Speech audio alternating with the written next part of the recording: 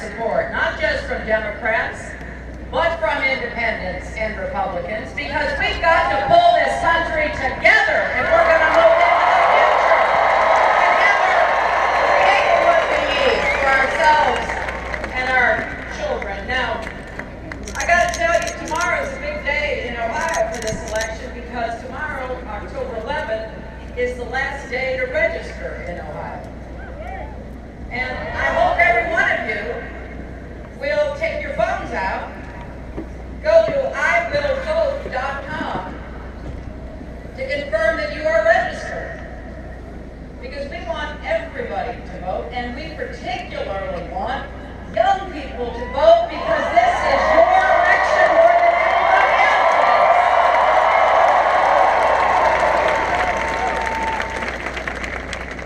When I think about the challenges that we're facing, I don't think any one person has all the answers. I think we have to listen to each other and respect each other and celebrate our diversity, because that makes us smarter as well as stronger.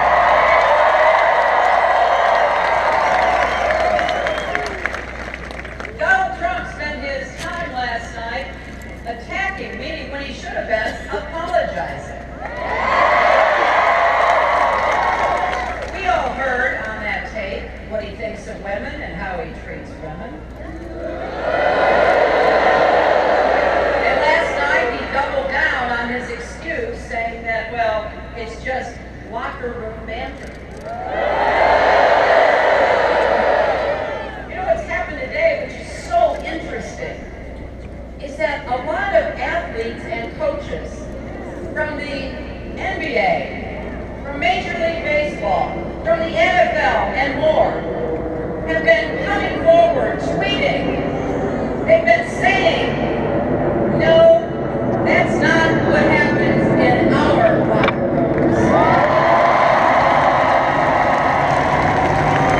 And I just happen to think that our athletes and our coaches know a lot more about what happens in locker rooms than Donald Trump does.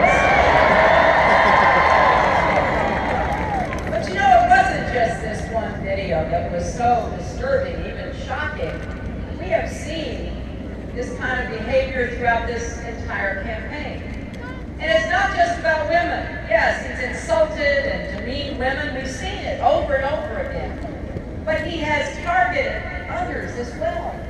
He's disrespected and denigrated African Americans and Latinos, Muslims and POWs, people with disabilities and immigrants.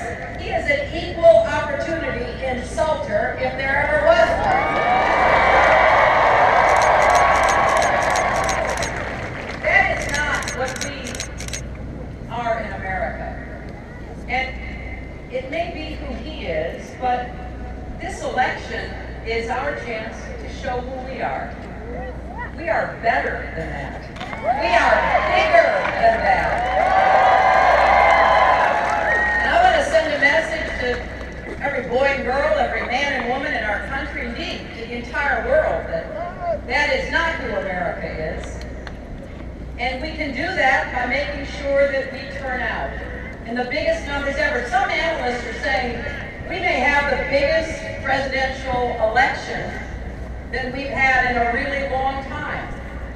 And the main reason is because your generation, the young people of America, are the most tolerant, open, and generous generation in American history.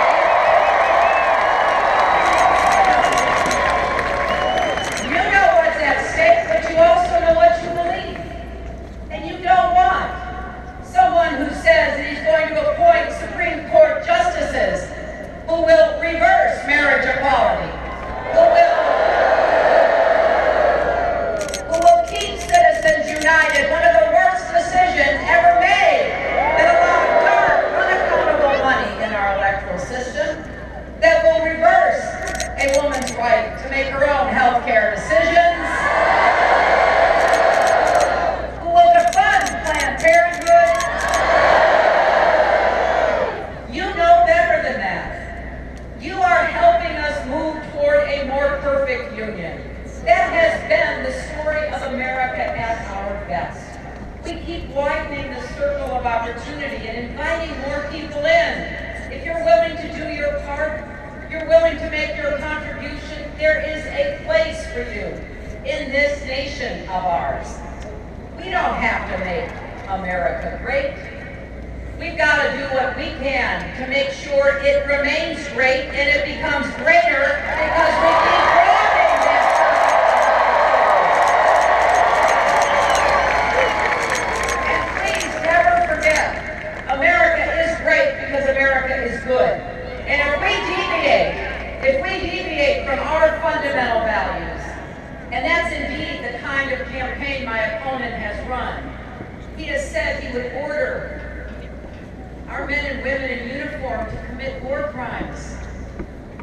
He has said he would impose a religious test on who could come into our country, a nation founded on religious freedom and liberty.